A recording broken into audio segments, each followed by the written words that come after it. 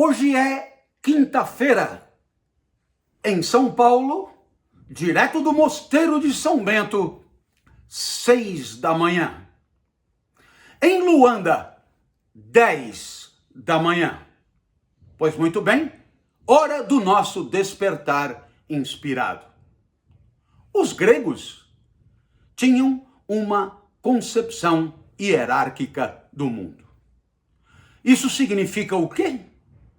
Que essa história de igualdade que nos é tão familiar, que nos é herdada pelos direitos humanos, essa igualdade era muito estranha para eles. No final das contas, para os gregos, o que há é superioridade e inferioridade. Aí você olha e diz, mas qual o critério? É simples, a maneira como integramos o cosmos. A maneira como cumprimos a nossa função, a nossa finalidade. E isso não vale só para o homem, vale para tudo. Imaginemos, a título hipotético, que o papel de uma vaca no cosmos seja a função de dar leite. Assim, uma vaca que dá mais e melhor leite é uma vaca que cumpre melhor o seu papel cósmico. Então, é uma vaca superior a outra que é seca, que dá um leite de pior qualidade e assim por diante. Da mesma maneira, imagine que o papel dos olhos seja enxergar.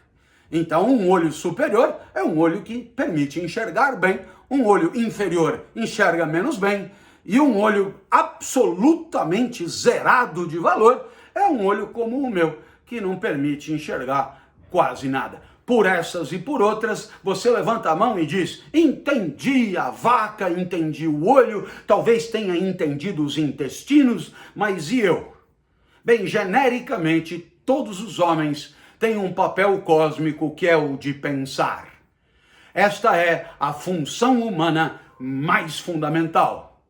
E claro, os gregos tinham certeza de que tem gente que, por natureza, tem condições de pensar melhor, enquanto outros, por natureza, não conseguirão pensar tão bem quanto os primeiros. E o que é mais incrível, não tem o que fazer, porque esse limite de natureza é um limite impossível de ser revertido ao longo da vida, mesmo com muito empenho. Razão pela qual, por natureza, haverá melhores pensantes e piores pensantes. Os melhores pensantes são superiores. Claro, caberá a eles usar a vida para pensar cada vez melhor, para aperfeiçoar a sua habilidade intelectiva, para buscar a excelência do pensamento. Mas já nascem com uma matéria-prima que quem não tem não há do que reclamar. A natureza é assim, distribui desigualmente os seus apetrechos e os seus recursos. Homens superiores e homens inferiores. Eu repito, isso pensavam os gregos, de tal maneira que você deve imaginar que nos dias de hoje, a imensa maioria de nós, que pensa que somos todos iguais, pensamos de maneira muito diferente do que pensavam eles.